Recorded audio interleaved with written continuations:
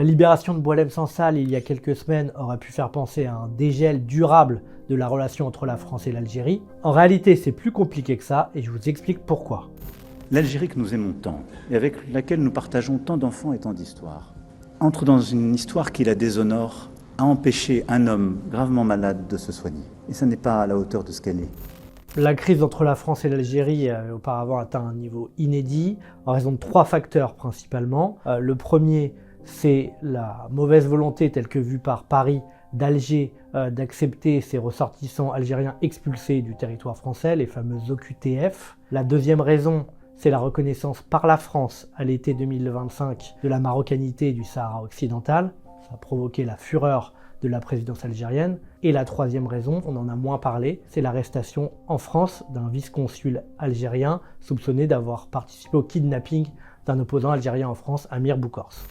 Et nous qui aimons le peuple algérien et son histoire, je demande instamment à son gouvernement de libérer Boualem Sansal. Dans une affaire telle que l'emprisonnement de Boualem Sansal, ce qui est le plus difficile pour les deux parties, la France et l'Algérie, c'est de se mettre d'accord sur un récit où personne ne perd la face. Et il y a eu un intérêt conjoint, un moment très précis entre les deux pays, c'est de faire perdre la face à un tiers, qui était Bruno Retailleau. Il faut poser ce rapport de force, parce que on a été, si j'ose dire, assez gentil. On a tendu la main à l'Algérie. Qu'a-t-on eu en retour? Donc il faut aujourd'hui ce rapport de force. Il y a une méthode qui a été très mal vue par Alger, c'est celle de la menace. Cette méthode-là, c'était celle de Bruno Retailleau. Durant tout le temps où il a été ministre de l'Intérieur, n'a cessé de menacer le pouvoir algérien de mesures de rétorsion, de contre-mesures. Il n'a pas caché sa volonté de vouloir dénoncer les accords de 1968 qui permettent une liberté de circulation accrue entre les deux pays. Et aujourd'hui, c'est tout aussi librement que je quitte notre ministère, mais je continuerai à servir notre pays, notre nation, notre peuple, tout aussi librement, mais autrement. La sortie de Bruno Retailleau du gouvernement, Bruno Retailleau qui a eu des propos très durs pour l'Algérie, a permis l'émergence d'un récit dans lequel cette libération serait permise par une autre méthode vis-à-vis de l'Algérie, incarnée par le nouveau ministre Laurent Nunez. Je vais appliquer la même politique. Je ne vais pas revenir sur la circulaire de Bruno Retailleau sur l'admission exceptionnelle au séjour. Je vais rester très ferme, comme je l'ai toujours été d'ailleurs comme haut fonctionnaire sur ces sujets. Et il faut le faire pour la protection d'une grande majorité de nos concitoyens qui sont d'origine étrangère et qui demandent cette fermeté, mais qui dans le même temps peuvent être blessés, heurtés par l'emploi d'un certain nombre de mots. Et ces mots-là, vous ne les entendrez jamais dans ma bouche. Emmanuel Macron, depuis longtemps, il oscille entre les deux méthodes, entre les deux politiques. La vérité, c'est qu'à l'Élysée, beaucoup, depuis longtemps, prêchaient pour cette méthode-là, cette méthode un peu plus apaisante. Et Emmanuel Macron a très tardivement opté définitivement pour cette méthode. Madame, Monsieur, bonsoir, bienvenue dans le 20h. Dans l'actualité de ce mercredi, il est enfin libre. Boualem Sansal, emprisonné depuis 1 an dans les geôles algériennes, a été gracié aujourd'hui après une médiation diplomatique de l'Allemagne. Cette libération, c'est d'abord une victoire de la diplomatie française, de la diplomatie allemande. Et c'est un désaveu cinglant pour les partisans de la méthode forte. Je l'ai dit, je le redis, voilà, la stratégie du bras de fer ne fonctionne pas. Ce qui est sûr, c'est que dans les récits, à la fois à Paris et à Alger, on est d'accord pour dire que le bras de fer ne fonctionne pas.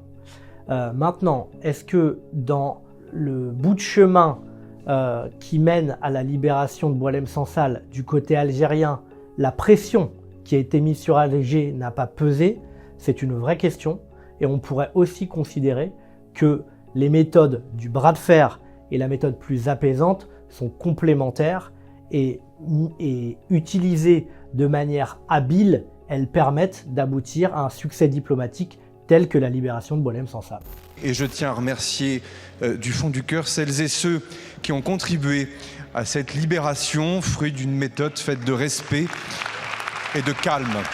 Il y avait 3 raisons qui plaidaient pour un dégel des relations avec l'Algérie du point de vue français. La première raison, le premier dossier, c'est celui de l'immigration. Depuis le début de la crise, l'Algérie ne veut plus reprendre ses ressortissants expulsés du territoire, ou très peu. Ça posait un problème à Paris qui voulait reprendre langue sur ce sujet. Le deuxième sujet, c'est celui de l'expansion économique, de la possibilité pour les entreprises françaises de s'installer en Algérie, mis à mal par la crise. Le troisième dossier, peut-être le plus important, mis en avant par le ministre Laurent Nunez, c'est la coopération sécuritaire. Je comprends que la tension qu'il y a actuellement avec l'Algérie fait qu'on n'a plus de relations sécuritaires avec eux, d'échanges sécuritaires. Je peux vous dire que pour un ministre de l'Intérieur, c'est un problème. C'est un gros problème. Sur le volet du terrorisme, l'Algérie aide la France à combattre le terrorisme islamiste, djihadiste en France. L'absence de renseignements était vraiment très préjudiciable à Paris, et de ce point de vue-là, on peut espérer que l'embellie diplomatique permette de reprendre langue sur ces questions sécuritaires. C'est l'heure du journal de l'Afrique. Soyez les bienvenus sur France 24. À la une ce soir, la sentence pour Christophe Glaise, le journaliste français emprisonné depuis juin en Algérie pour apologie du terrorisme, a été condamné en appel à 7 ans de prison par la cour d'appel de Tizi Ouzou. Sa famille se dit choquée. La non-libération, le maintien en détention de Christophe Glaise, il peut s'expliquer par deux raisons. Une raison liée à la politique intérieure algérienne. Christophe Glaise, il était poursuivi pour des conversations avec des membres du MAK, le mouvement indépendantiste kabyle. C'est une question très sensible en Algérie. Ce mouvement est désormais considéré comme terroriste. Du point de vue de sa population, il y a donc un intérêt à opter pour une posture extrêmement sécuritaire, extrêmement sévère.